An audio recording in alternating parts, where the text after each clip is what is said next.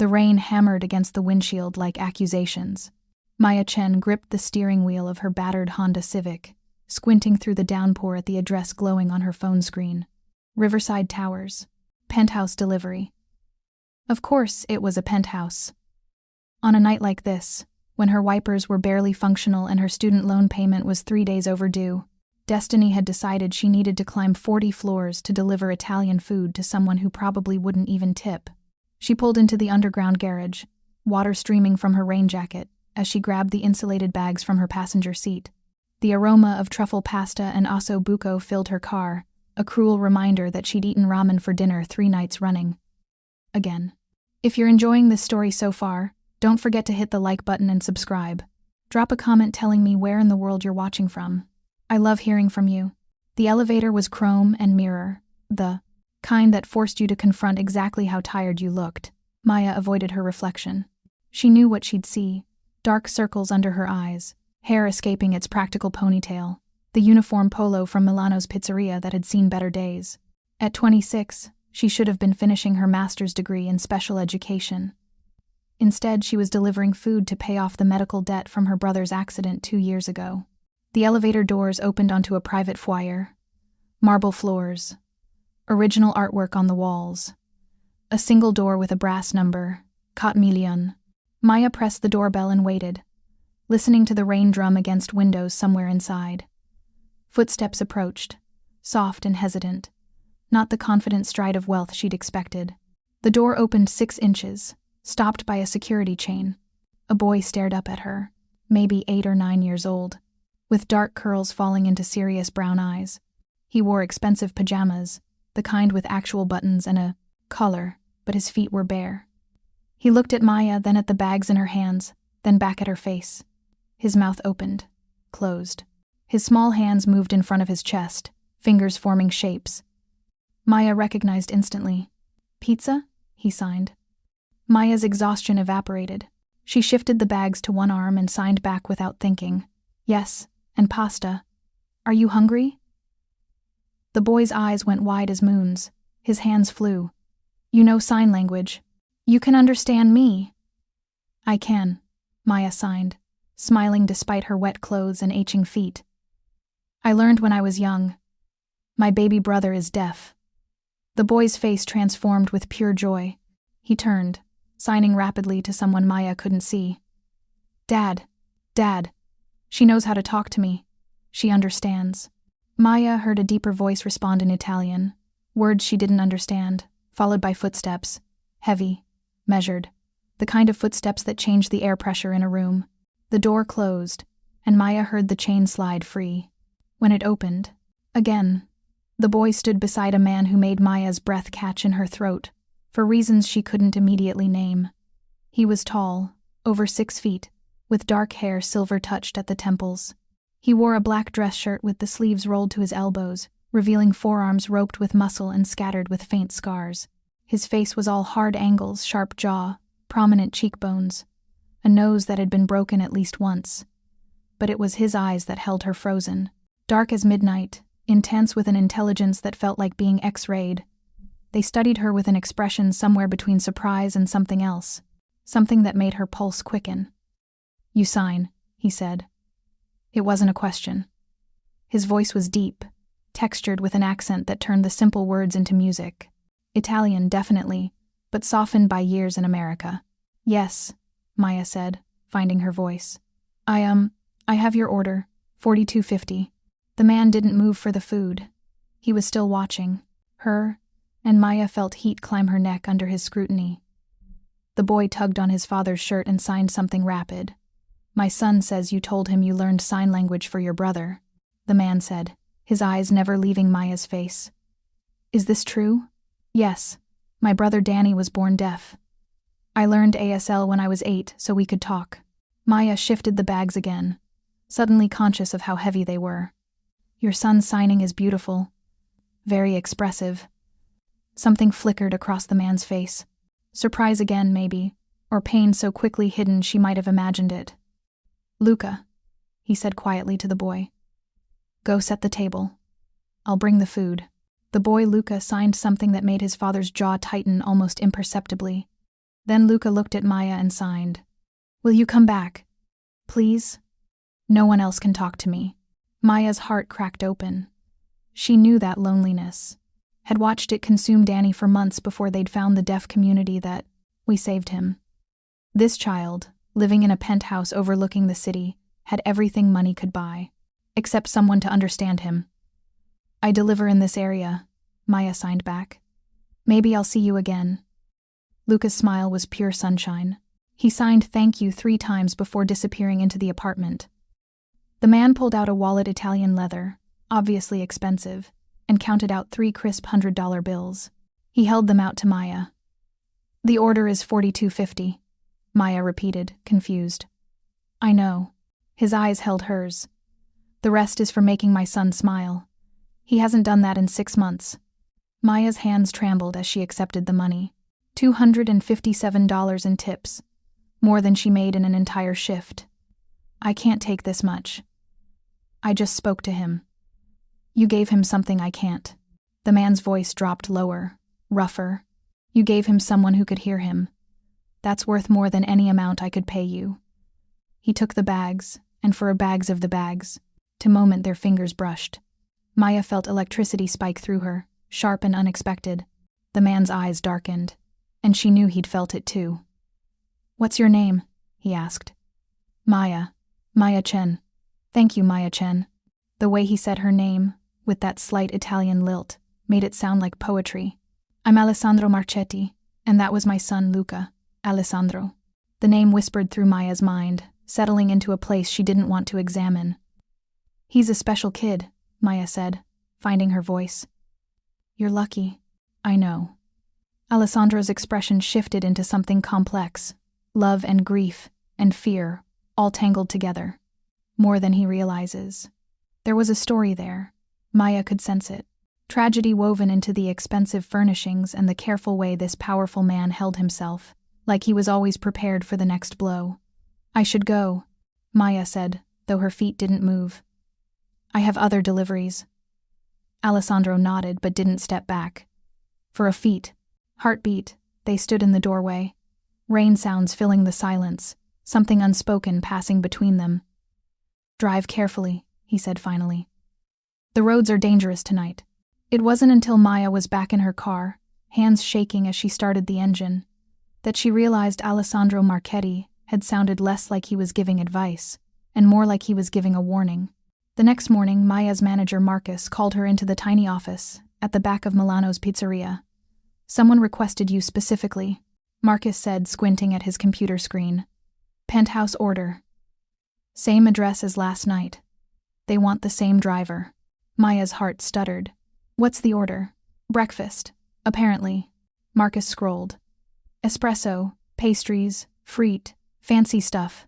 They're willing to pay a $50 delivery fee to make sure you're the one who brings it. That's crazy. That's money.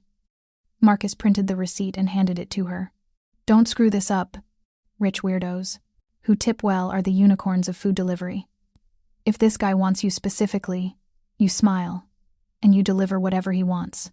20 minutes later, Maya was back in the elevator to the penthouse, this time carrying a carefully packed box of Italian breakfast foods. She'd changed into a clean polo, pulled her hair into a neater ponytail, and tried not to think about why her hands were sweating. This time, Alessandro opened the door immediately. He'd changed into a charcoal suit that probably cost more than Maya's car. But his tie was loosened, and his hair looked like he'd run his hands through it repeatedly. Maya, he said, and again her name and his voice did something to her insides. Thank you for coming. You requested me specifically? Luca did. Alessandro stepped aside, gesturing for her to enter. He's been signing about the delivery girl who could understand him since you left last night. I couldn't disappoint him. Maya hesitated on the threshold. Every instinct screamed that crossing into this apartment was crossing a line she couldn't uncross. But then Luca appeared behind his father, face bright with hope, hands already moving. You came back. Maya smiled and stepped inside. The penthouse was stunning. Floor-to-ceiling windows overlooked the Chicago River. The furniture was modern but warm leather and dark wood, carefully chosen art on the walls. Everything was immaculate, except for a scattered pile of toys near the windows, and a child's drawing taped to the refrigerator. If you're hooked on this story, make sure to subscribe and turn on notifications so you never miss an upload. Your support means everything and helps me bring you more emotional stories like this one. Signs of life in the showroom. Signs of love in the fortress. Luca wanted to eat breakfast with you, Alessandro said, watching Maya take in the space. If you have time, I'll pay for your time, of course. I'm working, Maya said automatically. I called your manager. He agreed to let you take a longer break. For a fee. Maya turned to stare at him. You bribed my manager so I could have breakfast with your son? Yes. Alessandro showed no shame about it. Luca hasn't wanted to sit at the table for meals in months. You've been here 60 seconds and he's already asking when we're eating. So yes, I bribed your manager. I'd bribe the mayor if it meant my son would engage with the world again. The raw honesty in his voice made Maya's defenses crumble. She looked at Luca, who was signing please over and over with such hope that saying no felt impossible. Okay, Maya said softly. I can stay for a little while. Luca's whoop of joy was silent, but his face said everything. They sat at a dining table that could seat 12.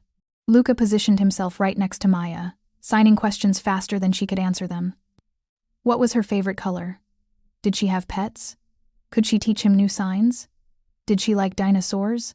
Alessandro sat across from them, ostensibly reading something on his phone, but Maya could feel his attention on them, watching, listening, learning. She spread butter on a croissant for Luca and signed, Your dad told me you haven't smiled in 6 months. Why not? Luca's hands slowed. His expression dimmed. No one understands me anymore. Dad tries, but he doesn't know sign language. The housekeeper doesn't. My tutor doesn't. I'm alone, even when I'm not alone. Maya's throat tightened. Alessandro, she said aloud. Luca says no one understands him anymore. What happened 6 months ago? Alessandro's jaw clenched. He set down his phone, and for a moment the mask of control slipped. What Maya saw underneath was raw, unhealed grief. His mother died, Alessandro said quietly. 6 months and 4 days ago. She was the only other person in his life who was fluent in sign language. Since then, Luca and I have been. He paused, searching for words. Lost. We've been lost. Maya's heart shattered. She looked at Luca, who was staring at his plate, small shoulders hunched. Without thinking, she reached over and took his hand. I'm so sorry about your mom, Maya signed with her free hand. That must hurt so much. Luca's eyes filled with tears. He nodded. It's okay to be sad, Maya continued. It's okay to miss her. And it's okay to want someone to talk to who understands. A tear rolled down Luca's cheek. Then another. Alessandro started to rise, but Maya caught his eye and shook her head slightly. Let him cry. Let him feel it. Luca signed through his tears. Mom used to sign me stories before bed. Dad reads to me now, but I can't understand the words. I try to read his lips, but I'm not good at it. I miss her voice. I miss her hands. I miss understanding. Maya pulled Luca into a hug, and he collapsed against her, sobbing silently into her shoulder. She held him, this child she'd just met, and felt the weight of his loneliness like it was her own. Alessandro watched them, and when Maya looked up, she saw his eyes were bright with unshed tears. What is he saying? Alessandro asked, his voice rough. Maya swallowed hard. He misses your wife's signs. He misses being understood. He's been grieving, alone because no one can hear him. Alessandro's face crumpled. Just for a second, the powerful man dissolved into a father in agonizing pain. Then the mask returned, but Maya had seen beneath it, had seen the wound that hadn't healed. Luca pulled back from Maya and signed something to his father. Alessandro frowned, clearly not understanding. He's asking if you can teach you sign language, Maya translated. He wants you to be able to talk to him the way his mom did. Alessandro looked at his son, then at Maya, and something shifted in the air. A decision being made. A door being opened. Alessandro asked, Will you teach me? I'll pay whatever you want. I'll work around your schedule. His voice cracked slightly. I need to be able to talk to my son. Maya should have said no. Should have recognized this for what it was, getting tangled up with people whose lives existed in a different stratosphere. People with the kind of wealth and power that came with complications she couldn't imagine. But when she looked at Luca's hopeful face and Alessandro's desperate eyes, Maya knew she was already tangled. Had been from the moment that little boy opened the door and signed to her. "Yes," Maya said, "I'll teach you." Alessandro's relief was physical. His shoulders dropped. His hands unclenched. And when he smiled at her, really smiled. Not the polite curve of lips, but something genuine. Maya felt the world tilt on its axis. "Thank you," he said simply. Luca signed something else, and Maya laughed despite the emotional weight of the morning. "He wants to know if you can stay all day." Maya translated. "I wish I could." Maya signed to Luca. "But I have to work. People are waiting for their food. When will you come back?" Maya looked at Alessandro. "When would you like to start lessons?" "Tonight?" The word came out almost pleading. "I know it's short notice, but tonight works," Maya heard herself say. "I'm off at 7. I'll send a spry car for you. I can drive." "I know you can." Alessandro's eyes held hers. "But I'd feel better knowing you arrived safely. Please, let me send a car." There was something in his voice, an undertone that made Maya think his concern wasn't just politeness, like he knew something about the city's dangers that she didn't. "Okay," Maya agreed. "A care is fine." She stayed another 20 minutes, teaching Luca a new sign. He wanted to know how to sign pizza, properly, and then reluctantly gathered her things to leave. At the door, Alessandro handed her an envelope. "For your time this morning." Maya opened it and found $500 bills. "This is too much. It's not nearly enough." Alessandro's gaze was intense. "You gave my son hope. You gave me a path back to him. There's no price for that." Maya tucked the money into her pocket, knowing she'd need it. Knowing it meant she could pay her brother's physical therapy bills this month. Knowing it meant she was accepting something from Alessandro Marchetti that went beyond delivery tips. "I'll see you tonight," she said. "Tonight," Alessandro agreed. Maya made it to the elevator before her hands started shaking. She leaned against the chrome wall and tried to process what had just happened. In less than 24 hours, she'd gone from struggling delivery driver to private sign language tutor for a man who looked at her like she was the answer to prayers she hadn't heard him speak. The elevator descended, and Maya watched the floor numbers drop, unaware that 40 stories above her, Alessandro Marchetti stood at his window, watching her car pull away, his phone already pressed to his ear.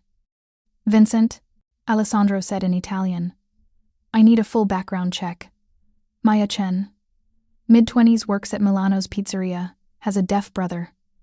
I want to know everything." He paused, listening.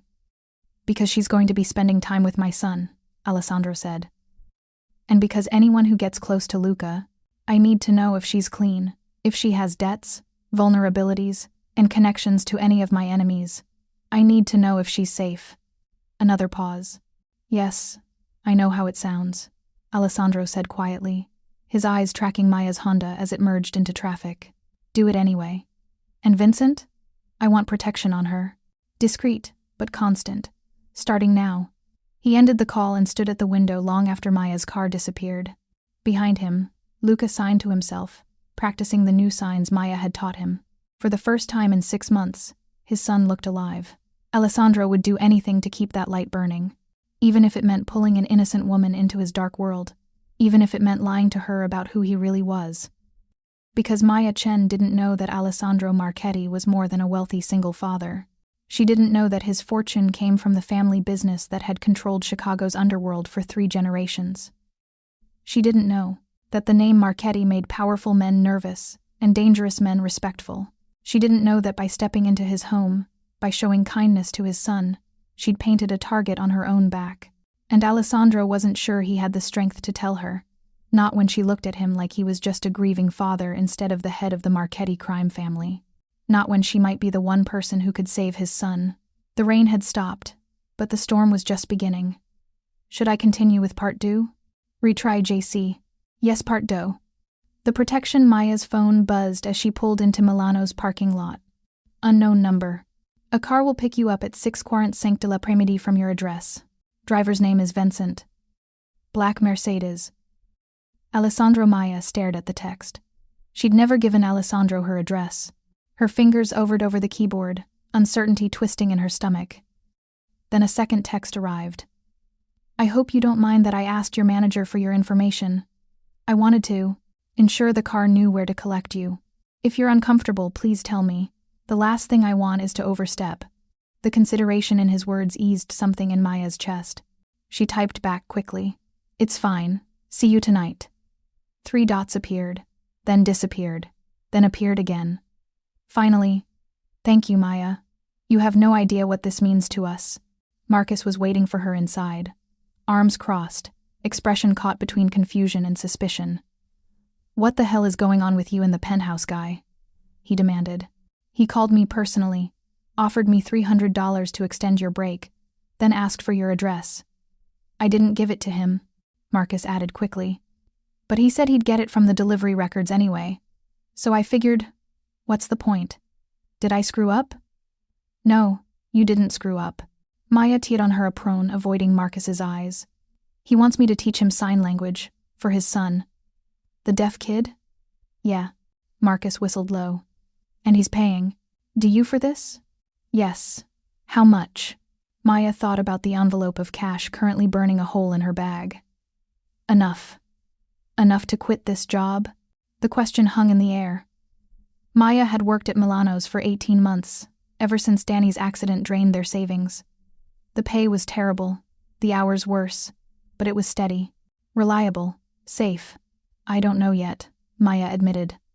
Let's see how tonight goes. The afternoon shift crawled by.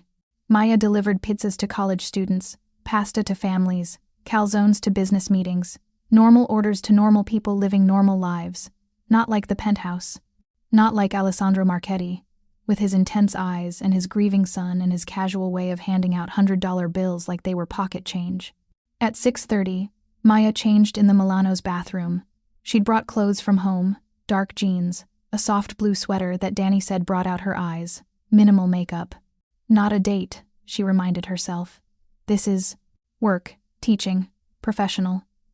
But her hands shook as she applied mascara. At 6:45 exactly, a black Mercedes pulled up outside Milano's.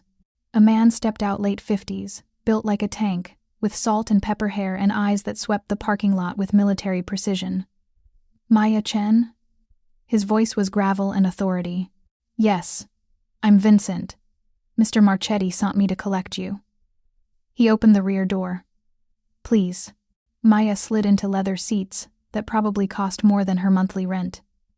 The interior smelled like expensive cologne and something else. Gun oil, maybe. Though Maya couldn't be sure, Vincent drove with the smooth competence of someone who'd done this 10,000 times. How long have you worked for Alessandro? Maya asked, trying to fill the silence. 23 years. Vincent's eyes met hers in the rearview mirror. Since Mr. Marchetti was 16 years old. That's a long time. The Marchetti family values loyalty. Something in Vincent's tone. We suggested that was both a statement and a warning. Mr. Marchetti especially. He takes care of those who take care of his family. Maya processed that. And Luca is his only child? His only child. His whole world. Vincent's expression softened almost imperceptibly. That boy has been through hell these past 6 months. You made him smile yesterday. That's something Mr. Marchetti won't forget. They pulled into the underground garage of Riverside Towers. Vincent parked in a private spot, marked with Alessandro's unit number, and escorted Maya to the elevator. He used a keycard to access the penthouse level. Mr. Marchetti wants you to have this, Vincent said, handing her an identical card. For future visits, you'll have access to the private elevator and the penthouse floor. Maya took the card, feeling its weight. Excess. Entry into Alessandro Marchetti's private world. This seems like a lot. Mr. Marchetti doesn't do anything halfway. Vincent's eyes were kind, but especially when it comes to his son's well-being. He's trusting you with the most important person in his life. That means something. The elevator doors opened directly into the penthouse foyer. Alessandro was waiting, dressed more casually now, in dark jeans and a black Henley that showcased his powerful build. His hair was slightly damp, like he'd recently showered. Maya. That accent again, turning her name into music. Thank you for coming. Of course. Maya stepped out of the elevator, acutely aware of Vincent departing behind her. alone now with Alessandro in the golden light of early evening streaming through those massive windows. "Luca is finishing his dinner," Alessandro said. "I thought we could talk first. About the lessons, the schedule, what you think he needs." "That sounds good." He led her to a living area where a tray of coffee and pastries waited on a low table. Alessandro poured her an espresso with practiced ease, then settled into a chair across from her, close enough to talk quietly, but far enough to be respectful. "Tell me about your brother," Alessandro said. "How did you learn to sign?" Maya wrapped her hands around the small cup, letting its warmth ground her. "Danny was born profoundly deaf. I was 8 when my parents got the diagnosis. They enrolled him in early intervention programs, and I went along. I was fascinated by sign language. The beauty of it, how expressive it could be. By the time I was 12, I was more fluent than my parents. You were his interpreter, and his best friend, his advocate." Maya's smile was bittersweet. "I decided to become a special education teacher because of Danny. I wanted to help other kids like him find their voices, even if those voices weren't spoken." "Wanted to become?" Alessandro caught the past tense. Maya's hands tightened on the cup. "Danny was in a car accident 2 years ago. Traumatic brain injury. He survived, but the medical bills." She trailed off, not wanting to dump her problems on a man she barely knew. "You left school to pay for his care," Alessandro finished quietly. "How did you—" Maya stopped. "The background check. Of course. Yes. I was 1 semester from my master's degree. Danny needed surgeries, rehabilitation, ongoing therapy. Insurance covered some of it, but not nearly enough. So I started delivering food, picking up extra shifts, doing whatever I could." Alessandro's expression was unreadable. "Is he recovering?" "Slowly. He's in a long-term care facility now. Good place, good staff, but expensive. I visit him twice a week." Maya set down her cup. "Sorry. You didn't ask me here to hear about my problems. I asked you here because you understand what it's like to fight for someone you love," Alessandro said, his voice low and intense. "To sacrifice everything for family. That's not a problem, Maya. That's who you are, and it's exactly why I trust you with my son." The weight of his words settled over them. Maya met his eyes and saw something there that made her breath catch recognition. Like he saw himself in her struggles. Like he understood the weight of impossible choices made for love. "Tell me about Luca," Maya said softly. "About what happened." Alessandro was quiet for a long moment.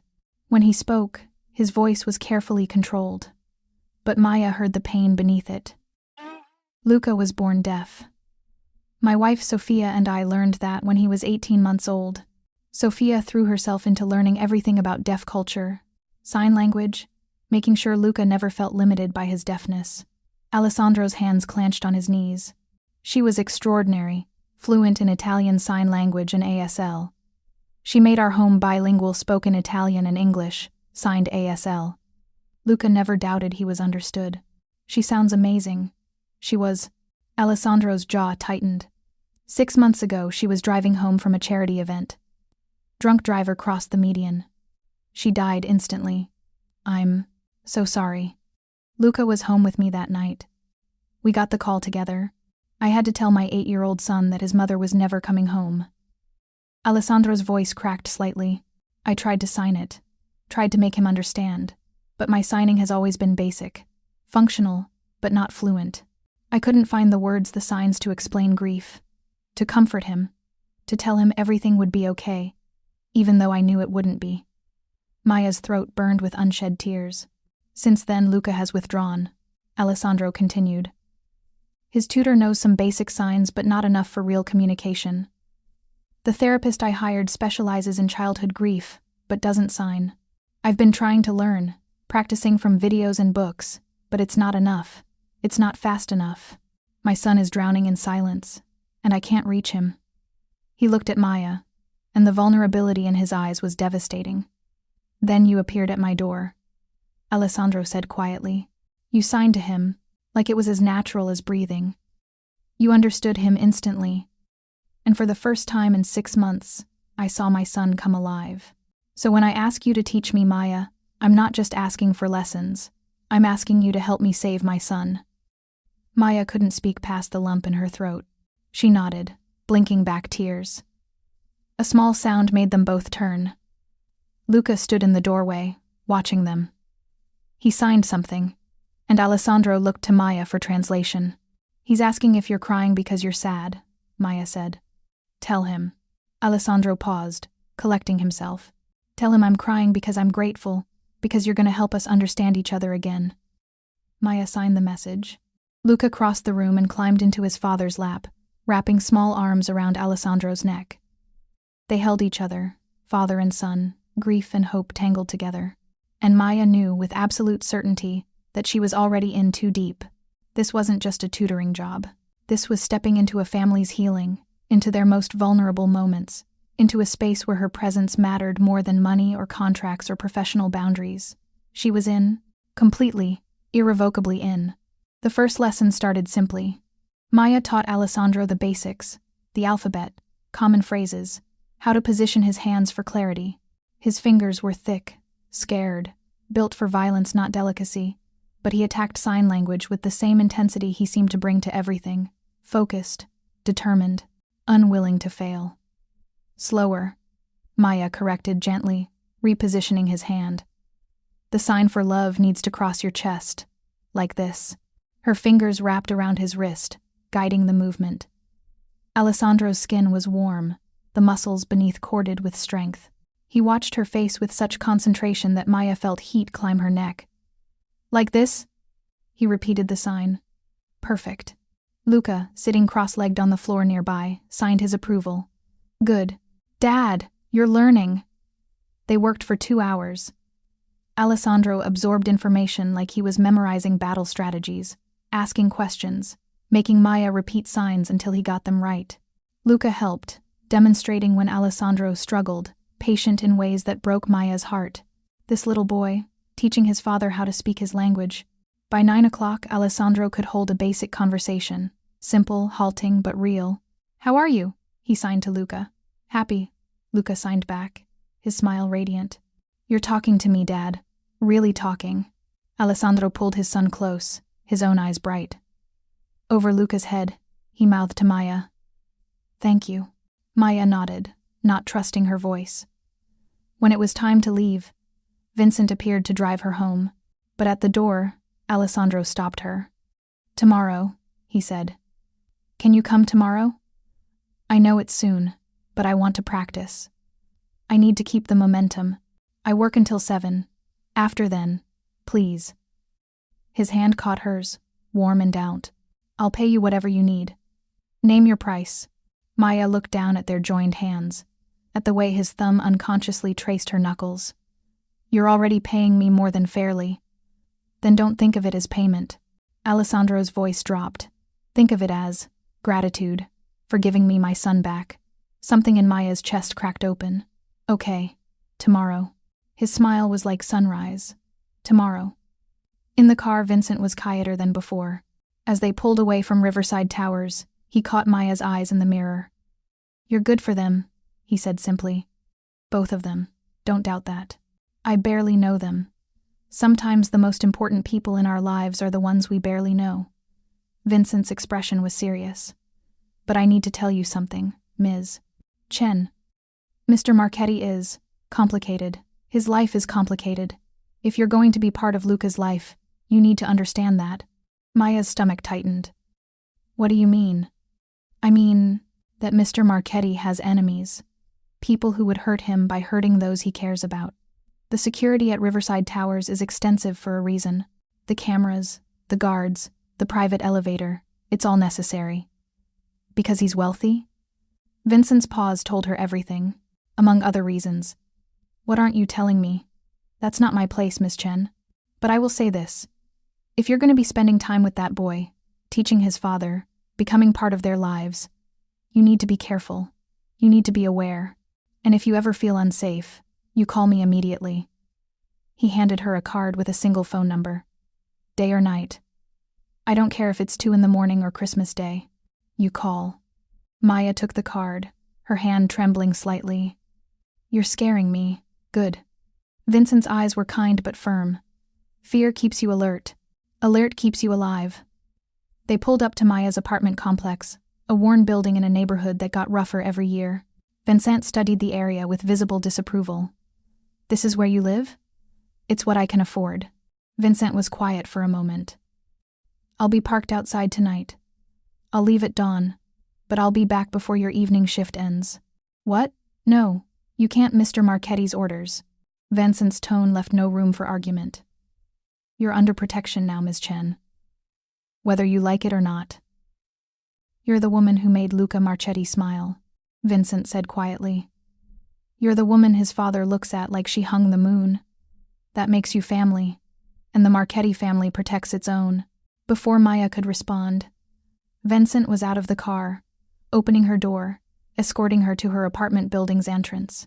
He waited until she was inside and the door locked before returning to the Mercedes. Maya climbed the 3 flights to her apartment in a daze. Inside, she collapsed onto her second-hand couch and tried to process everything. Protection, enemies, cameras and guards and warnings about being careful. Who exactly was Alessandro Marchetti? Her phone buzzed. A text from Alessandro. Sleep well, Maya. Thank you again for tonight. You're changing our lives. Maya stared at the message. Then on impulse, she opened a new browser window and typed, Alessandro Marchetti, Chicago. The results loaded slowly on her crappy Wi-Fi. When they appeared, Maya's blood ran cold. The first article, Marchetti family empire expands despite FBI scrutiny. The second, Alessandro Marchetti takes control after father's death. Crime family enters new era. The third, alleged mob boss spotted at charity gala Marchetti. Montaigne legitimate business facade. Maya's hands shook as she clicked through article after article. Photos of Alessandro in expensive suites, leaving courthouse. References to the Marchetti organization. Speculation about illegal businesses, money laundering, connections to organized crime going back 3 to 10 generations. Her phone buzzed again. Alessandro. I hope Vincent didn't frighten you. He's protective of Luca. We all are. Maya stared at the message, then at the articles on her laptop screen. Alessandro Marchetti wasn't just a wealthy single father. He was allegedly the head of one of Chicago's most powerful crime families, and she'd just agreed to become part of his life. Maya's hands trembled over her phone keyboard. She should text back. Should say something. But what? Thanks for the lesson tonight, by the way. Are you actually a mob boss? 3 dots appeared on her screen. Alessandro was typing. The dots disappeared. Appeared again. Finally, a message came through. You're researching me. I would do the same. Maya's breath caught. How did he? Another message. There's a camera above your building's entrance.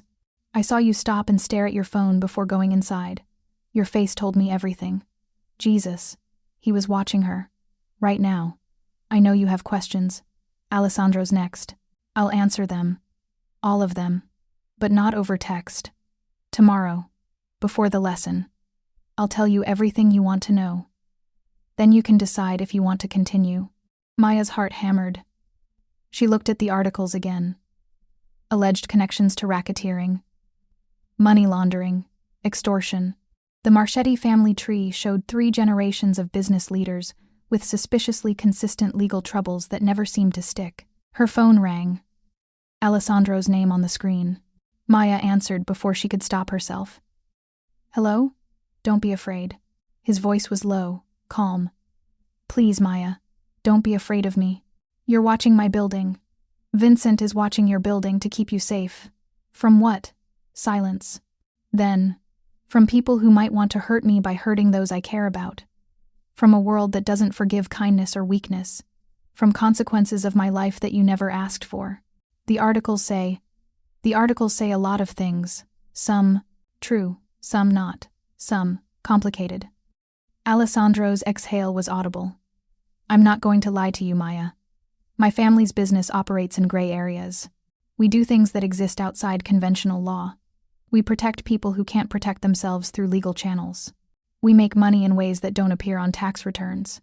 Maya's apartment suddenly felt too small. You're saying I'm saying my world is dangerous. It's not clean. It's not simple. His voice dropped. And I was wrong to pull you into it without warning. I was selfish, desperate for my son. I saw you as salvation and didn't consider what that might cost you. Maya closed her laptop, unable to look at Alessandro's face in those courtroom photos, while hearing the vulnerability in his voice. Luca needs help. Luca needs you, but not at the expense of your safety, your peace of mind. Alessandro paused. Tomorrow, I'll tell you everything. The truth about my family, my business, what risks exist. Then you walk away if you need to. No hard feelings, no consequences. I'll pay you for your time tonight and we part ways. And if I don't walk away? The silence stretched so long Maya thought the call had dropped. Then Alessandro spoke, his voice rough. Then I do everything in my power to keep you safe. You and your brother. That's my promise. How do you know about Danny? I know everything about you, Maya. Your student loans, your brother's care facility, the fact that you eat ramen 3 nights a week because you send every extra dollar to pay his medical bills. I know you graduated top of your class, that you volunteer at the Deaf Community Center on Sundays, that you haven't been on a date in 8 months because you work 80-hour weeks. He paused. I know you're remarkable, and I know I have no right to ask you for anything. Maya's eyes burned. You investigated me. I had to. Anyone who gets close to Luca becomes a potential target. I had to know if you were safe, if you had connections to my enemies, if you were genuine or playing an angle. His voice softened. You're the most genuine person I've found in 10 years, Maya. Which is exactly why you should run. Why are you telling me to run when you just said Luca needs me? Because wanting something and deserving it are different things. Alessandro's words came out pained. I want you in our lives. Luca needs you. But you deserve safety, normalcy, a life without looking over your shoulder. I can't give you that. Maya walked to her window. 3 stories below, Vincent's Mercedes sat under a streetlight, a dark sentinel in the night.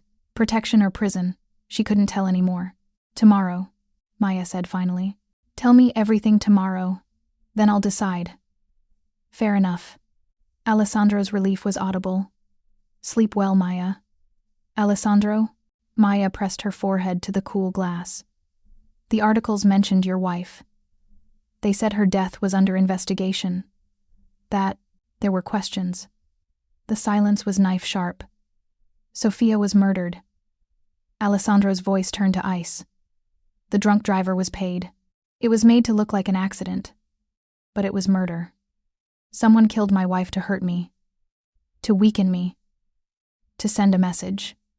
Maya's stomach dropped. Who? I don't know yet, but when I find out. He didn't finish the sentence. Didn't need to.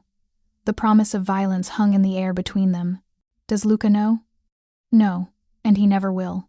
As far as my son knows, his mother died in a tragic accident. He doesn't need the weight of knowing someone killed her deliberately. He doesn't need that darkness. Maya understood then. The protection, the security. The way Alessandro watched Luca like he might disappear. He was a man living in constant fear of losing the only person he had left. I'll see you tomorrow, Maya whispered. Tomorrow. Alessandro ended the call. Maya stood at the window long after, watching Vincent's car, thinking about Agree, little boy who'd lost his mother and a father trying desperately to save his son while living in a world of violence and gray morality. She should walk away. Should delete Alessandro's number, quit this tutoring job, go back to her safe, small life of food delivery and struggle. But when Maya closed her eyes, she saw Luca's face when she'd signed to him, the pure joy of being understood, the desperate hope in Alessandro's eyes when he'd asked her to teach him. Some choices weren't really choices at all. The next evening, Maya arrived at the Penthouse at 7:30. This time, she'd told Vincent she'd drive herself. He'd looked disapproving but didn't argue, instead following her car the entire way in the Mercedes. Alessandro met her at the door. He dressed formally charcoal suit, crisp white shirt, like he was preparing for a business meeting instead of a difficult conversation. His hair was damp again, and Maya caught the scent of expensive soap and something else. Nervous. Energy. Luca is with his tutor for another hour, Alessandro said, which gives us time to talk.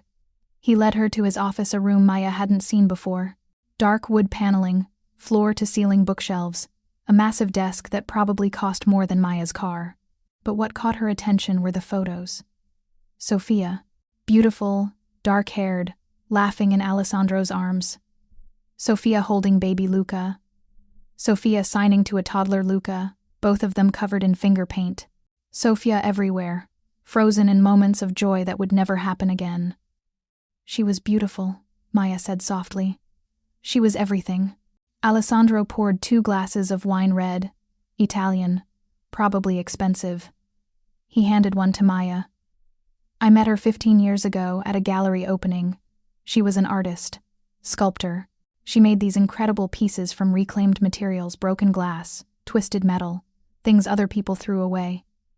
She said she saw beauty in what the world discarded. Maya sipped the wine, letting Alessandro talk, sensing he needed to. She knew what my family was, what I was. I never lied to her about that. Alessandro stared into his glass. She said she didn't care about my last name or my business. She cared about who I was when the world wasn't watching. She saw past the reputation to the man underneath. Did you love her? More than my own life. Alessandro's voice cracked. When Luca was born deaf, Sophia never saw it as a limitation. She saw it as a different way of experiencing the world. She learned 3 different sign languages. She connected with the deaf community. She made sure Luca grew up proud of who he was, never feeling broken or less than. He set down his glass and faced Maya directly. 6 months ago, someone took her from us, made it look like an accident. But I've been in this life long enough to know when something is a message. His jaw clenched. Someone wanted to hurt me, wanted to show me they could reach my family, could take the one person I loved most in this world. Have you found who did it? Not yet, but I will. The promise in Alessandro's voice was absolute. And when I do, they'll understand what it means to cross the Marchetti family. Maya set down her own glass. Tell me about your family. The truth. Alessandro studied her for a long moment. Then he nodded and began. My grandfather came to America from Sicily in 1952. He had nothing, no money, no connections, barely spoke English. But he had ambition and the willingness to do what others wouldn't. Alessandro moved to the window, hands in his pockets. He started small. Protection services for Italian businesses, loan servicing for immigrants who couldn't get bank loans, arbitration for disputes the legal system ignored. You mean extortion, loan sharking, and vigilant justice, Maya said quietly. I mean, providing services for people society forgot. Were my grandfather's methods legal? No. Were they necessary? Yes. Alessandro's reflection in the window was hard. He built an empire on the gray areas where law doesn't reach, where people need help but can't get it through official channels. And your father? Expanded the business, made it more sophisticated, invested in legitimate enterprises, restaurants, construction, import-export. But underneath, the family continued providing unofficial services, protection, problem-solving, justice, when the system failed. Alessandro turned to face her. 3 years ago, my father died. Heart attack. I took over. I've been trying to move us more legitimate, transition away from the gray areas. But it's slow. The family has obligations. People who depend on us. Enemies who see any change as weakness. And Sophia's death? Was someone testing me, seeing if I'd retaliate or if grief made me weak. Alessandro's hands clenched. I've been patient, strategic, gathering information. But when I find who gave that order, there will be consequences. Maya absorbed it all 3 generations of organized crime wrapped in the language of necessity and justice. What do you want from me, Alessandro? Really? I want you to teach me to communicate with my son. He crossed the room, stopping inches from her. Close enough that Maya could see the gold flecks in his dark eyes. I want you to help Luca heal, to give him someone who understands him, who doesn't see his deafness as something to fix but as part of who he is. And in exchange, I pay you well. I protect you. I make sure you and your brother never have to worry about money or safety again. Alessandro's voice dropped. I'm not a good man, Maya. I've done things that would make you walk away if you knew the details. But I'm a man who protects his family absolutely. And if you become part of that family, you'll have everything I can give. Everything except a normal life. Everything except that. Alessandro agreed. I can't give you normal. I can't. I promise you won't be watched. Won't have security following you. Won't have to look over your shoulder. My world is dangerous. Complicated. Dark in places I'll never let you see. Maya should walk away. Should run. Instead, she asked, "What happens if I say yes? You move into a secured apartment building I own. Better neighborhood. Safe. Vincent will coordinate security, discreet but constant. You'll teach Luca 3 times a week, more if you're willing. You'll help me learn to communicate with my son." Alessandro paused. "And you let me take care of you. Your student loans. Your brother's medical bills. Whatever you need. No strings. Just gratitude. That's too much. It's not nearly enough for what you're giving us." Alessandro's hand lifted, hesitated, then gently touched her cheek. "Maya, you walked into our lives and brought light. Luca smiles now. He signs to me. He's engaging with the world. That's because of you. Let me take care of you in return." Maya leaned into his touch before she could stop herself. His palm was warm, calloused, surprisingly gentle. "What if your enemies come after me? Then they die." Simple. Absolute. No hesitation. Maya shivered, but not entirely from fear. There was something dark and primal about Alessandro's protection, the promise that he would destroy anyone who threatened what was his. "I need to think about it," Maya whispered. "Take all the time you need." Alessandro's thumb traced her cheekbone. "But while you think, know this. I will keep you safe, whether you accept my help or not. You've become important to Luca. To me. That means you're under my protection now. Period." Before Maya could respond, the office door opened. Luca bounded in, signing excitedly. "Maya, you're here. Can we practice colors? I want to teach Dad all the colors." Alessandro's hand dropped from Maya's face. The dangerous crime boss vanished, replaced by a father smiling at his son. "Of course," Maya signed back. "Let's teach your dad all the colors." They spent the next 2 hours in the living room, Luca demonstrating colors with various objects around the penthouse, while Maya coached Alessandro through the signs. Red, blue, yellow, green. Alessandro was getting better, his fingers more confident, his signing smoother. At one point, Luca signed, "My favorite color is blue, like the sky when Mom used to take me to the park." Alessandro caught enough to understand. His expression crumbled for just a second before he recovered. He signed back, clumsy but heartfelt. "Mom loved blue too." Luca smiled and hugged his father. Maya watched them, this man who allegedly ran a crime empire holding his deaf son with infinite gentleness, and felt her decision solidifying. She was already in too deep. Might as well admit it. When the lesson ended and Vincent arrived to drive Maya home, Alessandro walked her to the elevator. "You don't have to decide tonight," he said quietly. "But I meant what I said. You're protected now. Whether you die, want it or not." Maya looked up at him, this complicated, dangerous, devoted man. "I'll call you tomorrow with my answer. I'll be waiting." The elevator doors started to close. At the last second, Maya stuck her hand out, stopping them. "Alessandro?" "Yes? Tell Vincent to start looking for apartments. I'll need to move quickly if I'm going to accept your offer." Alessandro's face transformed with relief and something else. Something that looked dangerously like hope. "You're saying yes?" "I'm saying Luca needs me, and I've never been good at walking away from kids who need help."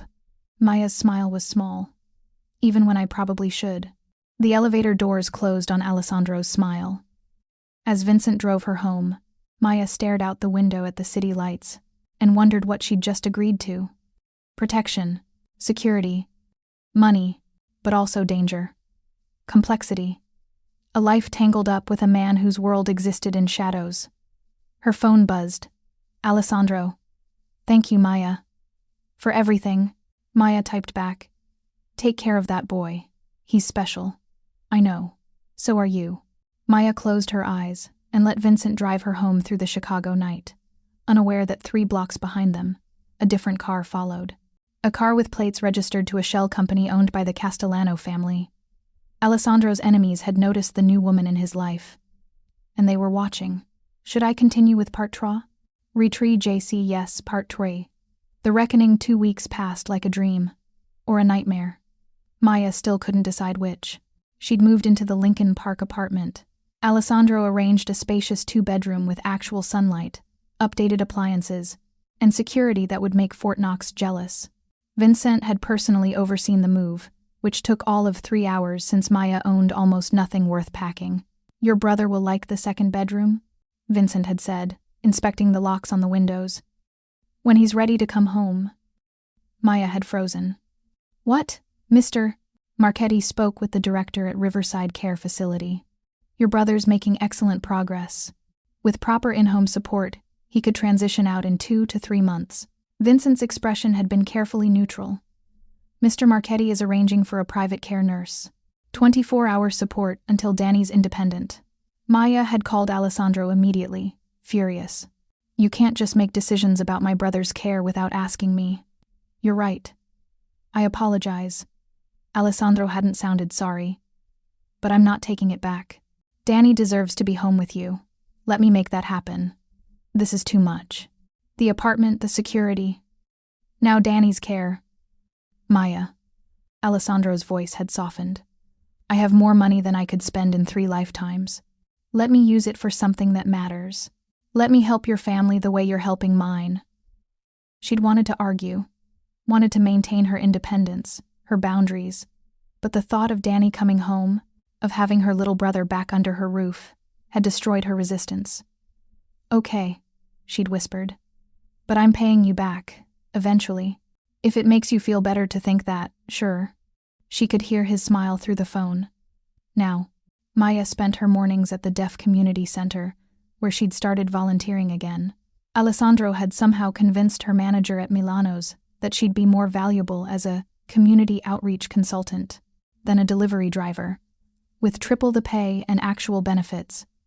Her afternoons were, for Danny, visiting the care facility, watching him work with his new physical therapist also arranged by Alessandro, and her evenings belonged to Luca. 3 nights a week at the Penthouse, sometimes 4 when Alessandro asked for extra lessons, his signing improving rapidly under Maya's patient instruction. He was a natural, determined, focused, with a good memory for the nuanced differences between signs. But more than that, he was motivated by love. Every sign he learned was another bridge back to his son. Maya watched them together during lessons and felt something dangerous growing in her chest. Affection, attachment, something deeper she didn't want to name. Alessandro was nothing like she'd expected. Yes, he was intense, controlled in ways that suggested violence simmering beneath the surface.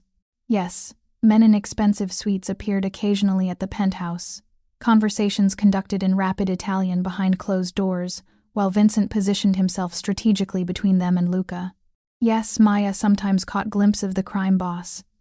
The articles described the cold calculation in his eyes when his phone rang with bad news, the way his jaw clenched when someone didn't meet his expectations. But with Luca, Alessandro transformed, patient, gentle, willing to sign the same phrase 20 times until he got it right. He read bedtime stories in halting ASL, making mistakes that Luca corrected with giggles. He learned knock-knock jokes in sign language. He sat through Maya's lessons with the intensity of a man studying for life or death exams, because, for him, that's what they were. And with Maya, God, the way he looked at her sometimes, like she was solving puzzles he hadn't known he needed answered. Like her presence alone made breathing easier. It terrified her. Tonight was Wednesday lesson night. Maya arrived at 7 sharp, using her keycard to access the private elevator. She'd grown comfortable with this routine. The way Vincent nodded at her arrival. The way Luca waited at the elevator, bouncing with excitement. The way Alessandro's face softened when he saw her. But tonight, something was different. Vincent's expression was tight. Alessandro stood in the foyer in a full suit, not the casual clothes he usually wore for lessons. And Luca was nowhere to be seen. "What's wrong?" Maya asked immediately. "Nothing's wrong." Alessandro's smile didn't reach his eyes. I need to handle some business tonight. Vincent will stay with you and Luca." "What kind of business?" "The kind I don't discuss." Alessandro's voice was gentle but firm. He crossed to her, adjusting the collar of her jacket with familiar ease. "You'll work with Luca on his homework. There's dinner in the kitchen. Vincent has my number if you need anything." Maya caught his wrist. Alessandro. What's happening? His eyes met hers, dark and unreadable. Someone disrespected my family. I'm going to have a conversation about appropriate behavior. The words were innocuous. The tone was deadly. When will you be back? Late. Don't wait up. He pressed his lips to her forehead, a gesture so natural it took Maya's breath away. Take care of my son. Then he was gone, disappearing into the elevator with 3 of his men, leaving Maya in the penthouse with Vincent and a growing sense of unease. Luca appeared from his bedroom, signing. Where's Dad going? He has work, Maya. I signed back. But we can practice together. Want to show me what you learned in school? They settled into the familiar routine, but Maya's attention kept drifting to Vincent, who stood at the windows with his phone pressed to his ear, speaking in low Italian. His posture was military straight. His hand rested near his concealed weapon. 3 hours passed. Luca went to bed at 9, and Maya found herself alone in the penthouse's vast living room, pretending to grade papers on her laptop while actually researching Chicago crime news. Nothing. No breaking stories. No reports of violence or arrests. He's fine, Vincent said from his position by the window. Mr. Marchetti knows what he's doing. What exactly is he doing? Vincent's pause spoke volumes. Having a conversation. With who? People who made a mistake. Maya closed her laptop. I'm not a child, Vincent, and I'm not stupid. I know what Alessandro does. What his family does. Stop treating me like I need protection from the truth. Vincent studied her for a long moment. Then he sighed and sat down across from her. The Castellano family has been pushing into Marchetti territory for 6 months, he said quietly. Small things at first. A business here, a protection contract there. Mr. Marchetti let it slide because he was grieving, focused on Luca. But last week, the Castellanos made a move on one of our shipping contracts. Undercut our price, threatened our client. And Alessandro's going to threaten them back. Mr. Marchetti doesn't threaten. He makes examples. Vincent's eyes were hard. The Castellanos need to understand that grief doesn't equal weakness. That taking advantage of a man's loss has consequences. Maya's stomach churned. What kind of consequences? The kind that makes people reconsider their choices. You mean violence? I mean justice, in a world where the law doesn't reach. Vincent leaned forward. Ms. Chen. You need to understand something. Mr. Marchetti didn't. To choose this life. He was born into it. His father's legacy. His grandfather's empire. But he's trying to do it better. Smarter. With more honor. He doesn't hurt innocents. Doesn't traffic in drugs or human misery. He provides service for people who fall through society's cracks. That doesn't make it legal. No, but it makes it necessary. Vincent's expression softened. You've seen who he is with Luca. That's the real Alessandro Marchetti. The man who reads bedtime stories in sign language he's still learning. The man who cried in my car after Sofia died because he didn't want Luca to see him break. That man is my friend, my boss, and the best father I've ever known. But he's also capable of violence. Yes. Vincent didn't flinch from the truth. And if someone threatened you or Luca, he would burn the world down without hesitation. That's who he is. Capable of both tenderness and brutality. Does that scare you? Maya thought about it honestly. Sometimes. Good. Fear. Keeps you smart. Vincent stood. But I'll tell you what scares me more, the thought of Luca growing up without someone who understands him. Without you. So whatever moral complications you have about Mr. Marchetti's business, remember what you're giving that boy. Remember that without you, Luca would still be drowning in silence. Before Maya could respond, Vincent's phone buzzed. He answered in Italian, his expression tightening. Then he ended the call and looked at Maya. Mr. Marchetti will be later than expected. He wants you to go home. I'll drive you. What happened? Nothing for you to worry about. But Maya saw the tension in Vincent's shoulders, the way his hand checked his weapon. Something had gone wrong. The ride to Maya's apartment was silent. Vincent drove faster than usual, his eyes constantly checking the mirrors. When they arrived, he insisted on walking her inside, clearing her apartment like he expected assassins behind every door. Lock up tight, Vincent ordered. Don't open the door for anyone except Mr. Marchetti or me. Understood? Vincent, you're scaring me. Good. He handed her a phone, sleek, expensive, not her usual device. Mr. Marchetti wanted you to have this. His number's programmed in. You need anything, you call him. This phone is encrypted, untraceable. Keep it on you at all times. Maya took the phone, her hands shaking. What aren't you telling me? That Mr. Marchetti cares about you more than is wise. And in our world, caring about someone makes them a target. Vincent's eyes were serious. Be careful, Ms. Chen. Please. He left, and Maya locked the door with trembling fingers.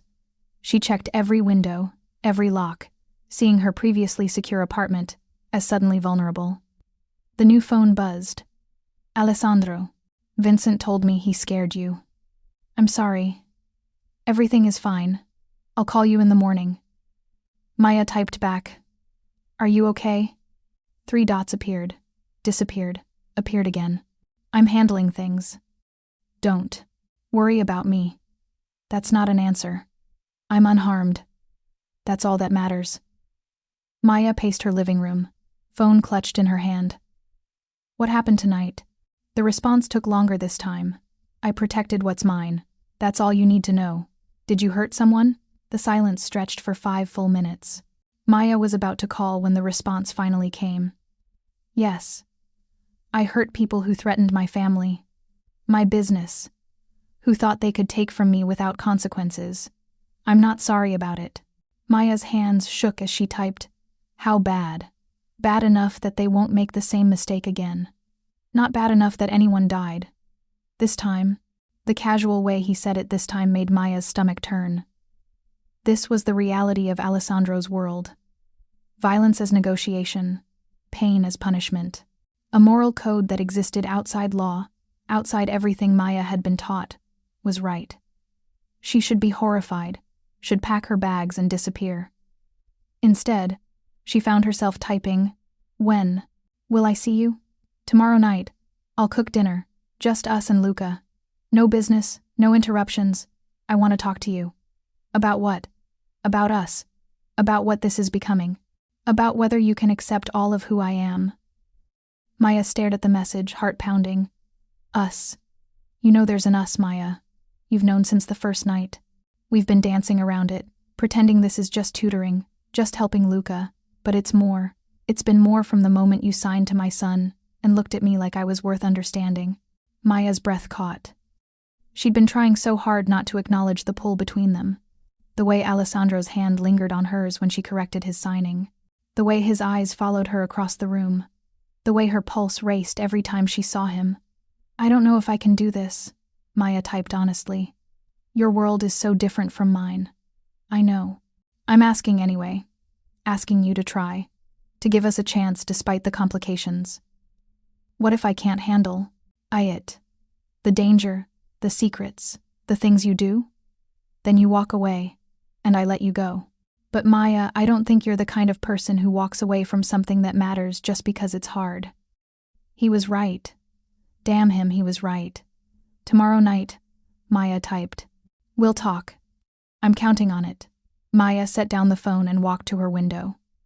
3 stories below, Vincent's Mercedes sat under a streetlight, engine running, protecting her even now, even when she didn't ask for it. She was falling for a man who hurt people for a living, who operated outside the law, who lived in constant danger and would drag her into it if she let him. But that same man read bedtime stories to his deaf son. That same man was learning sign language with devoted determination. That same man looked at Maya like she was the answer to questions he'd been asking his whole life. Could she love both sides of him? The tenderness and the violence? Maya didn't know. But tomorrow night, she'd have to decide. Across the city, in a warehouse that smelled like rust and fear, Alessandro Marchetti stood over 3 men zip-tied to chairs. The Castellano brothers and their cousin, all 3 bleeding from strategic wounds that hurt like hell but wouldn't kill. Do you understand now? Alessandro asked in Italian, his voice conversational despite the blood on his knuckles. Do you understand what happens when you disrespect my family?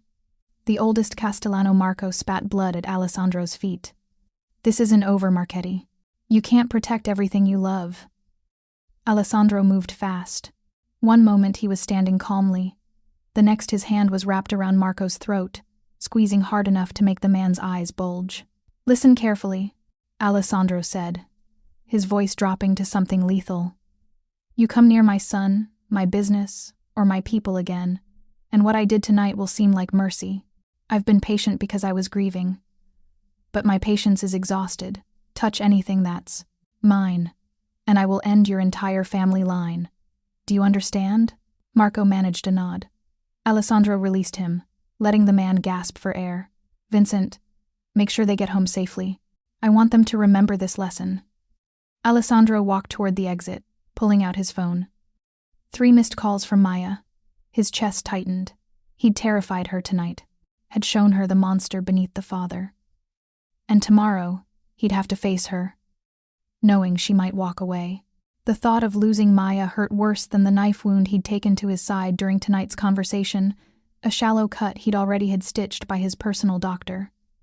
Nothing serious, but the psychological wound of potentially losing her was something no doctor could fix.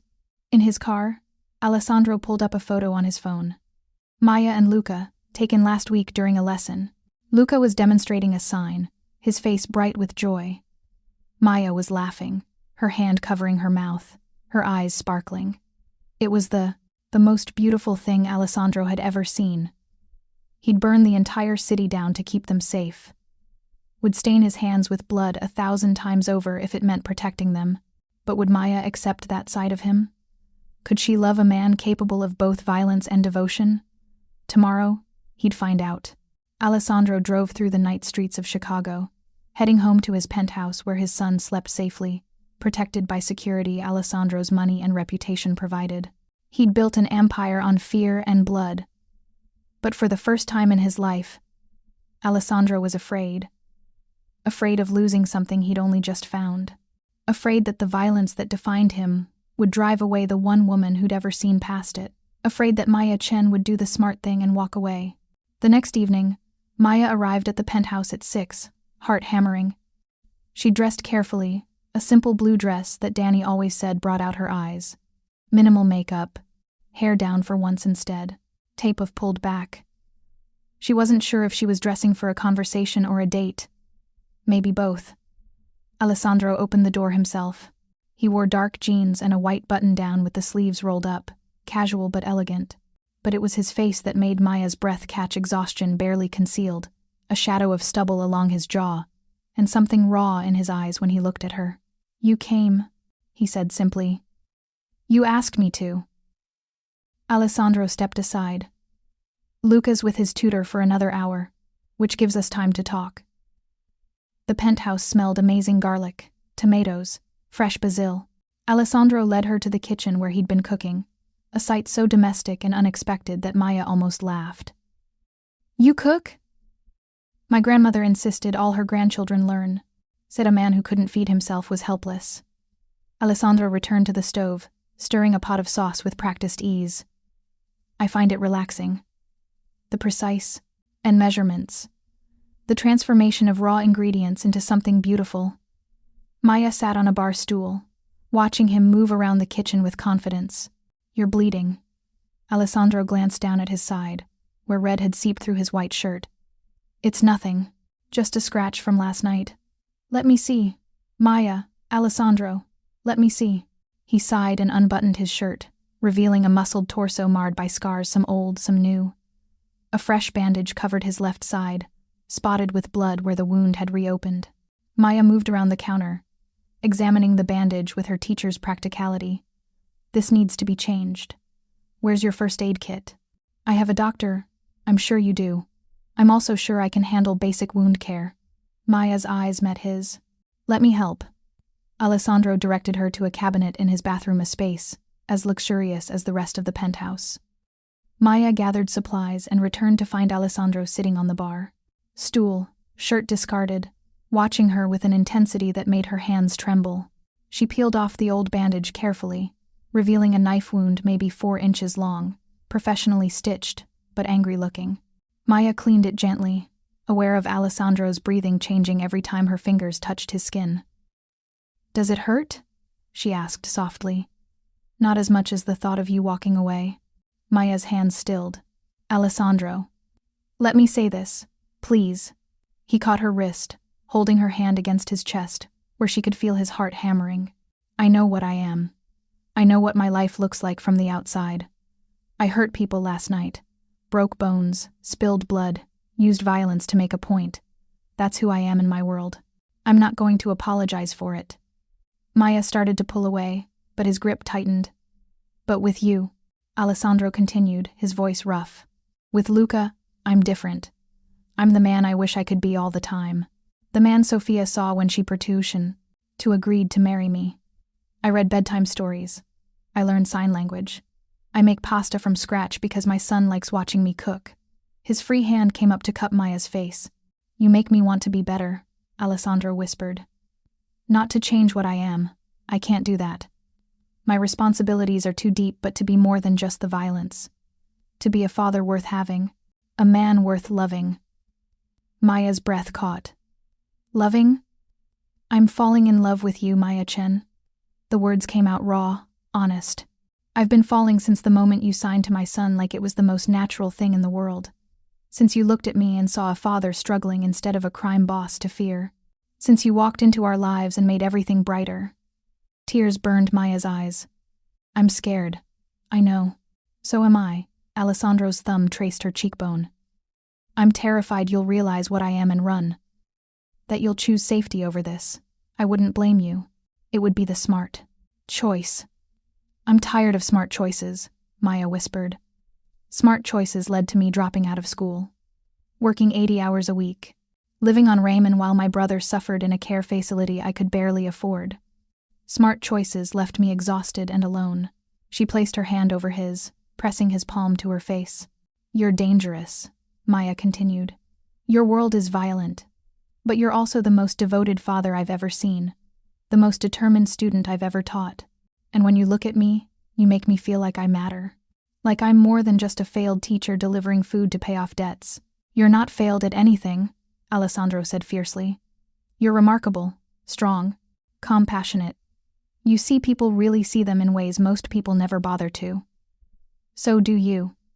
You saw me when I was just a delivery girl. You saw what I could give Luca. You saw past the exhaustion and the struggle to who I actually am. They stared at each other, the air between, to them electric. Maya's hand still rested on Alessandro's bare chest, feeling his heart race. His hand cupped her face like she was something precious. I can't promise you safety, Alessandro said quietly. I can't promise you normal. My enemies might come after you. You'll have security following you. You'll always wonder what business I'm handling, what violence I'm involved in. That's the reality of my world. I know. But I can promise you this. Alessandro's eyes burned into hers. I will protect you with everything I have. You and Danny and Luca. You're my family now. And I protect my family absolutely. Anyone who threatens you will answer to me. The promise should have scared her. Instead, Maya felt something fierce and primal respond to the certainty in his voice. What are we doing, Alessandro? She whispered. Something dangerous. Something complicated. He leaned closer, his breath warm against her lips. Something that feels more right than anything in my life has. I felt since Sofia died. I'm not her. I can't replace her. I don't want you to replace her. I want you to be exactly who you are. Alessandro's hand slid into her hair. Maya Chen, teacher, sister. The woman who saw my son's loneliness and couldn't walk past it. The woman who's teaching me to communicate with the most important person in my life. The woman I'm falling hopelessly in love with. Alessandro. He kissed her, soft at first, questioning. Maya made a small sound and kissed him back, her hands sliding up his chest to his shoulders, feeling the muscles bunch beneath her touch. Alessandro groaned and deepened the kiss, his arm wrapping around her waist, pulling her between his legs until they were pressed together. Heat flooded Maya's body. She'd been alone for so long, struggling for so long, that she'd forgotten what it felt like to be wanted, to be desired, to be held like she was precious. Alessandro kissed like he did everything else with complete focus and devastating intensity. His mouth moved over hers with skill and hunger, one hand cradling her head, the other splayed across her back. Maya felt herself melting, surrendering to sensation, to want, to the dangerous pull of this man who terrified and captivated her in equal measure. When they finally broke apart, both breathing hard, Alessandro pressed his forehead to hers. "Stay," he whispered. "Not just for tonight. Stay in our lives. Let me take care of you. Let me—" his voice cracked. "Let me love you." Maya's heart cracked open. She looked at this powerful, dangerous, tender man and knew she was already lost. "Yes," she breathed. "Yes, to all of it." Alessandro's smile was beautiful. He kissed her again, softer this time, reverent. Then he pulled back and buttoned his shirt over the fresh bandage Maya had applied, somehow managing to look elegant even with blood seeping through. "Dinner will burn if we keep this up," he said, his voice rough with desire. "Then we should eat." They moved apart reluctantly. Alessandro returned to cooking while Maya set the table, both of them moving around each other with new awareness. Every brush of shoulders felt electric. Every shared glance held promise. An hour later, Luca arrived home from his tutoring session, bouncing with excitement when he saw Maya. "You stayed for dinner," he signed. "Dad said you might." "Of course I stayed," Maya signed back. "I wouldn't miss it." They ate together Alessandro's homemade pasta with his grandmother's sauce recipe, fresh bread, a simple salad. Luca chattered in sign language about his day, and Alessandro translated when he couldn't follow, his signing improving every time Maya saw him. It felt like family, like home, like something Maya had been searching for without knowing it. After dinner, they all curled up on the couch Luca, between Maya and Alessandro, demanding they watch his favorite movie. He translated the dialogue into sign language while Alessandro and Maya took turns, explaining visual jokes. Luca laughed silently, his whole body shaking with joy. When Luca fell asleep against Maya's shoulder, Alessandro carried him to bed. Maya waited in the living room, staring out at the Chicago skyline and trying to process everything that had happened. Alessandro returned and pulled her to her feet, wrapping his arms around her from behind. They stood like that for a long moment, looking out at the city that held so much danger and so much possibility. "I meant what I said," Alessandro murmured against her hair. "I'm in love with you, Maya. All in. No reservations." Maya leaned back against his chest, feeling his solid strength. "I'm falling too. Even though I know I shouldn't." "Why shouldn't you?" "Because you're a crime boss. Because your world is violent. Because loving you could get me killed." "Yes to all of that." Alessandro's arms tightened. "But I'm also a father who reads bedtime stories in sign language he's still learning. A man who makes pasta from scratch. Someone who sees you for exactly who you are and loves every part of it." Maya turned in his arms to face him. "Both things can be true. Both things are true. I won't lie to you about who I am. I won't pretend my hands are clean. But I will love you with everything I have. I will protect you. I will make sure you never have to struggle alone again. What if I can't handle it? What if the violence becomes too much? Then we'll figure it out together." Alessandro cupped her face in both hands. "But Maya, I think you're stronger than you realize. You've been surviving on your own for years, fighting for your brother, working yourself to exhaustion. You have more strength than most people I know.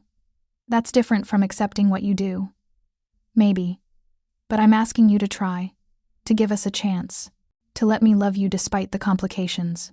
Maya looked into his dark eyes and saw truth. Vulnerability. A man offering her everything he had, while being honest about what that everything included. She could walk away, should walk away, choose safety, normalcy, a life without danger. But when Maya thought about never seeing Alessandro smile again, never watching him practice sign language with devoted determination, never feeling his arms around her like she was something precious, her chest ached with loss. "I'll try," she whispered. "I'll try to accept all of you. The tenderness and the violence, the father and the crime boss, all of it." Alessandro's relief was physical. He pulled her close and kissed her deeply, pouring everything he couldn't say into the contact. Maya kissed him back, surrendering to the dangerous pull of this man who'd changed her life in a matter of weeks. When they finally broke apart, Alessandro rested his forehead against hers. "Thank you," he breathed. "Thank you for giving us a chance. Don't make me regret it. Never, I swear it." They stood wrapped in each other, while the city glittered below. To them, unaware that 3 blocks away, a photographer with a telephoto lens captured their embrace through the penthouse windows.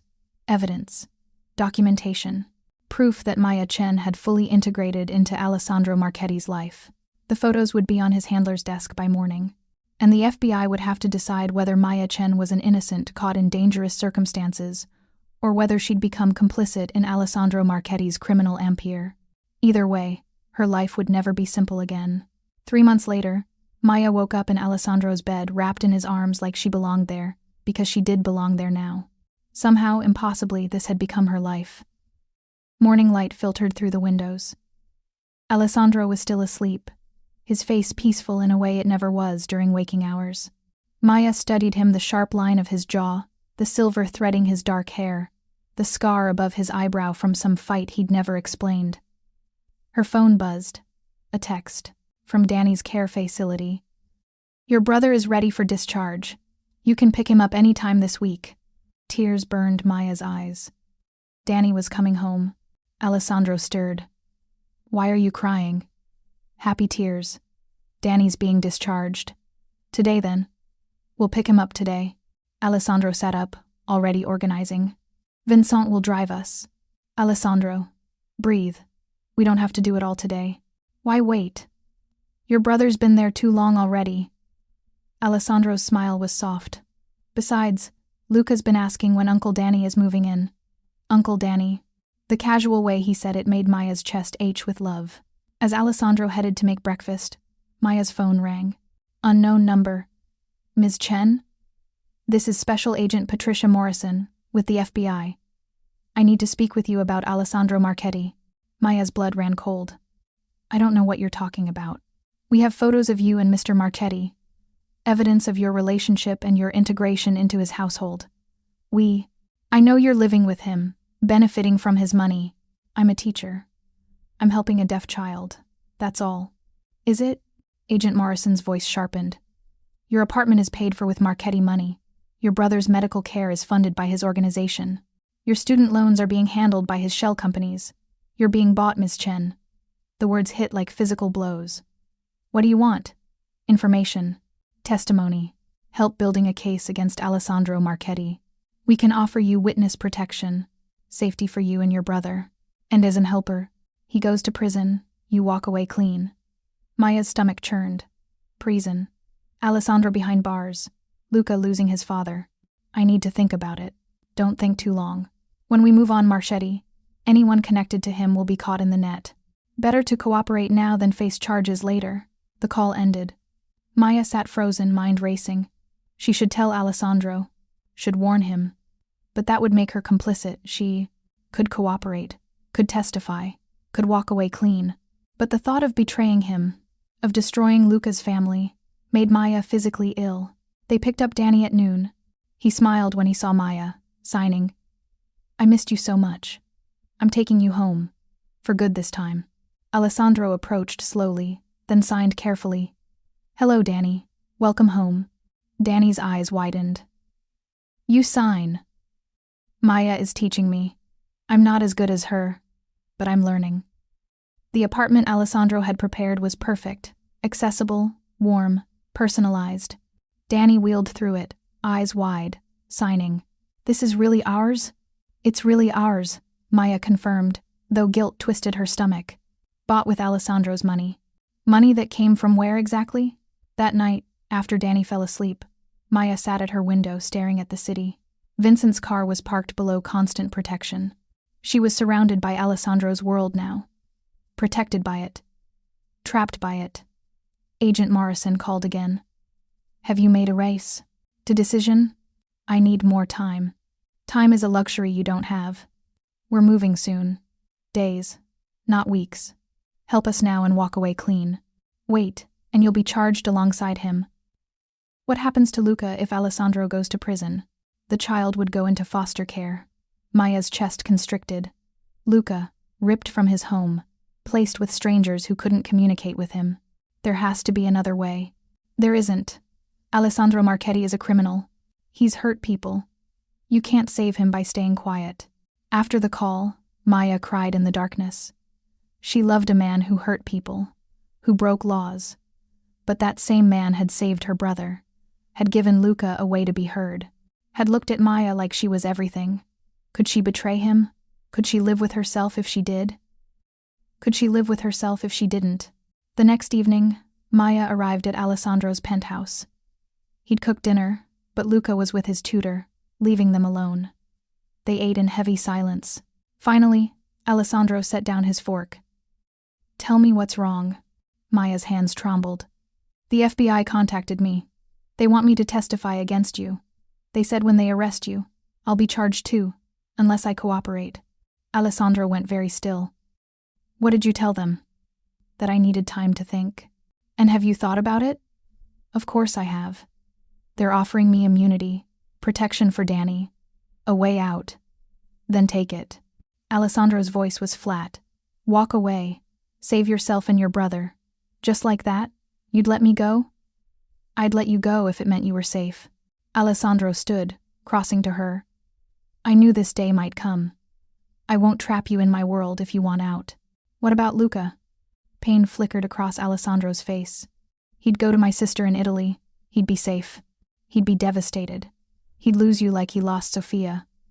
Better devastated and safe than used against me." Alessandro's hands clenched. "You should take the FBI's offer. Disappear. Live the normal life you deserve." Maya stared at him. "You're trying to protect me. Even now. Always." "No." Maya's voice hardened. "Your job is to be honest with me, to let me make my own choices. I'm not a child." "What are you choosing?" Maya took his hands. "You. I'm choosing you. All of you. The complicated, dangerous, devoted man who reads bedtime stories and runs a criminal empire. I'm choosing Luca. I'm choosing this family.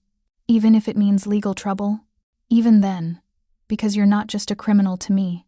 You're the man who saved my brother, who looks at me like I'm precious. I can't betray that. I won't." Alessandro's eyes glistened. "You shouldn't choose this. Too late. I already chose." Maya squeezed his hands. "But you have to be honest with me now. All of it. What you do. What you've done." Alessandro nodded and told her everything. His family's history, the businesses they controlled, the gray areas where they operated. "We hurt people. Sometimes," Alessandro admitted. "People who cross us. Who threaten our operations. I've ordered beatings. It's how this world works." "Have you killed anyone?" Alessandro was quiet. "No. I've never personally taken a life, but I've ordered actions that resulted in deaths. People who threatened my family." Maya's stomach churned, but she forced herself to listen. "When Sofia died, I investigated for months. The third suspect." His jaw clenched. "I made sure he could never hurt anyone again. You killed him. I made sure he disappeared. Some things you're better off not knowing for certain." Maya processed that. Alessandro had avenged his wife, had found justice outside the law. "I'm not a good man by conventional standards," Alessandro said quietly. "But I have a code. I don't hurt innocents. I protect my family absolutely. What happens now if I don't cooperate? They'll come after both of us. But without your testimony, they'll struggle. They might arrest me, but making charges stick is different. And if they do, then I go to prison. Luca goes to my sister. And you disappear, Vincent will get you somewhere safe. I'm not running." "Maya," I said, "I'm not running." Maya's voice was steel. "We face this together or not at all." Alessandro pulled her close. "Whatever happens, we made something beautiful here. A family from broken pieces. That's worth fighting for." 2 weeks later, the FBI moved. Agents arrested Alessandro at 6 a.m. Racketeering, money laundering, conspiracy. Vincent called Maya immediately. "They're arresting him. The lawyers are already at the federal building."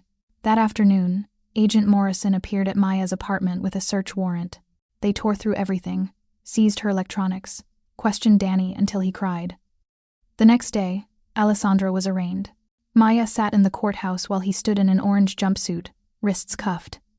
His eyes found hers in the gallery. "I love you," Maya mouthed. "I'm sorry," Alessandro mouthed back. The judge set bail at $5 million. Alessandro's lawyers paid it immediately. That night he came home. Luca threw himself at his father, signing, "I thought they took you." "Never." Alessandro signed back. "I'll never leave you." Over Luca's head, his eyes met Maya's, the promise they both knew he might not be able to keep. The trial lasted 3 weeks. Federal prosecutors paraded witnesses, former associates, business owners, financial experts. They called Maya to testify. She took the stand with shaking hands. "Ms. Chen, do you live in a property owned by Alessandro Marchetti?" "Yes." "Do you receive money from him?" "I receive payment for tutoring services. Services that pay significantly more than market rate." Maya lifted her chin. "Because his son is special needs. Because Mr. Marchetti values quality education. Or because he's paying you to be complicit."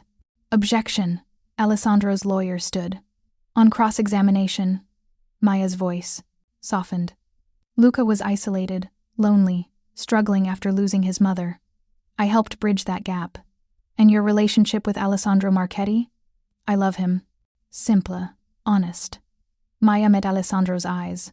"He's a devoted father. Whatever his business dealings, that doesn't change who he is with his son, who he is with me." After 3 weeks, the case went to the jury. They deliberated for 4 days. Alessandro, Maya, and Luca waited in the penthouse. Luca didn't understand fully, but he knew his father might go away. "If they take you," Luca signed through tears, "who will take care of me?" "Maya will." Alessandro signed back. "You'll never be alone. You'll always be loved."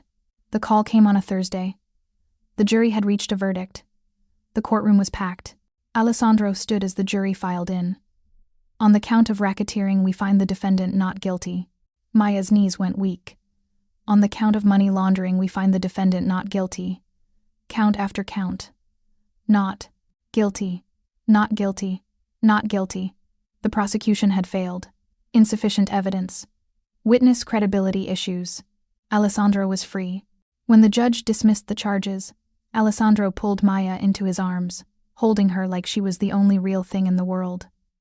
The FBI had lost. Alessandro was free. 6 months later, Maya stood in their kitchen making breakfast, while Danny and Luca signed animatedly at the table. The apartment was chaos: medical equipment, toys, teaching materials everywhere. It was home. Alessandro appeared in the doorway, fresh from a morning run. He'd stepped back from the family business, focusing on legitimate enterprises, trying to build something cleaner. "Coffee?" Maya asked. "Please." He wrapped his arms around her waist. "How's my favorite teacher?" "Tired. Your son woke me up at 6. "My son?" "Pretty sure he's our son at this point." Maya's heart squeezed. It was true. Luca called her Maya Mama now. Speaking of which, Alessandro pulled a root, small velvet box from his pocket. "I have something for you." Maya's breath caught. "I know this is complicated," Alessandro said quietly. "I know my world is dangerous, but I love you, Maya Chen. I want you to be my wife, to officially be Luca's mother, to make this family permanent." He opened the box, revealing an elegant diamond ring. Maya's eyes filled with tears. "Yes, God, yes." Alessandro slipped the ring onto her finger, then kissed her deeply. From the table, Danny and Luca signed excited approval. "You're sure?" Alessandro asked. "There's still time to run." "I'm not running." Maya kissed him again. "I'm staying. Forever. Even though I'm in. Even though you're exactly who you are. All of it. I love all of it." They stood wrapped in each other while their sons signed about the wedding they'd already started planning. Epilogue: 2 years later, Maya stood at the window of their new house watching Alessandro push both boys on a tire swing. His signing was fluent now, perfectly natural. Her hand rested on her stomach where new life grew. A daughter. A little girl, Alessandro had signed when they found out. Too overwhelmed for speech. Life had become beautifully normal. Alessandro ran legitimate businesses. Maya taught at a school for deaf children. Danny lived independently but visited constantly. Luca thrived confident, expressive, surrounded by people who understood him. Sometimes Maya thought about that rainy night when she'd delivered food to a penthouse, when she'd signed to a lonely boy and caught his father's attention. How one moment of kindness had transformed everything. Alessandro appeared behind her, wrapping his arms around her and their unborn daughter. What are you thinking about? How lucky I am. How completely my life changed. Mine too. His hand splayed across her stomach. You saved us, Maya. Luca and me. We saved each other. They stood watching their sons play, both laughing and signing and being exactly who they were, evidence that broken things could heal. That complicated love was still love. Maya had walked into darkness to help a child, had found light there, had chosen love despite the danger. Alessandro pressed a kiss to her temple. I love you, he signed in the window's reflection. I love you too, Maya signed back. Forever. And she meant it. Forever. Through all the beautiful chaos of their imperfect, perfect life, the end was really just the beginning. Thank you so much for watching until the end. If you loved this story, check out the other videos on your screen now. I think you'll really enjoy them. And don't forget to subscribe if you haven't already. See you in the next story.